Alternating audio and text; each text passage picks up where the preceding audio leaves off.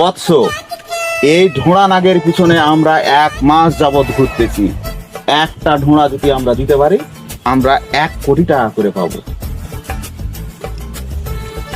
ঢোঁড়া 1 কোটি, 1 ঢোঁড়া।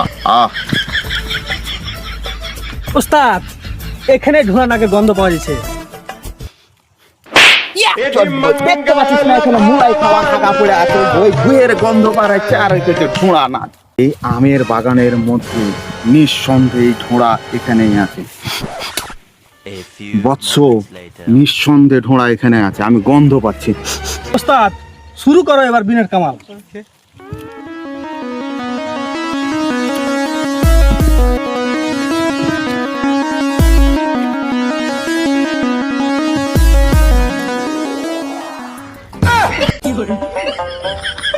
আবে পালা, ঢোঁড়া নাক খেপে গেছে। শালা যারবা বাইরে গেলে গো হাইয়া শান্তি নেই জঙ্গল, এই সাথে শান্তি করে হাঁকবো কি আল্লাহ। চল বৎস, ঘোড়া রাখ তো আর ধরা গেল না।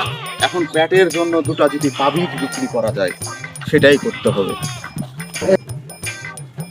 বৎস, তোমার মালিক কোথায়? ভিতরে আছে। বৎস, হ্যাঁ, তুমি কি হোটেলের মালিক? জি।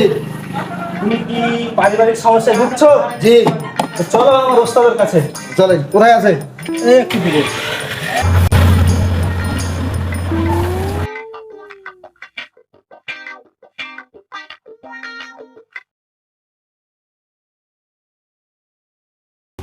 ওস্তাদ, একটা মুরগি পেয়েছি।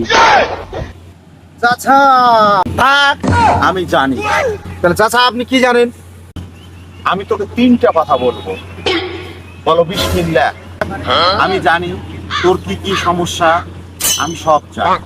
ওখানে যখন আমার বৎস তোর কাছে গিয়েছিল, তখন আমার কানে সব নখদর্পণে ধরা পড়েছে। বলে সুবহানাল্লাহ। সুবহানাল্লাহ। বল আলহামদুলিল্লাহ। আলহামদুলিল্লাহ। বাজান কি রাগ করলা? হ্যাঁ বাজান, রাগ করিনি। তাহলে বাজান তোর হাতটা দে। ডান হাত দেবো না বাম হাত দেবো? ডান হাত দে। বাজান, তোকে আমি কিছু প্রশ্ন করব, যদি সত্য হয় সত্য বলবি, মিথ্যা হয় মিথ্যা বলবি। কি রাগ করলি? না, আমি রাগ করিনি। বাজান, তোর হোটেলে খায় দেয় কাস্টমার পালিয়ে যায়, বাকির খাতার সিরিয়াল 1 কিলোমিটার, কথাটাকে ঠিক বাজান? কথাটা একদম সত্য, কথাটা ঠিক। বাজান, তুমি কি রাগ করলে? না বাজান, রাগ করিনি।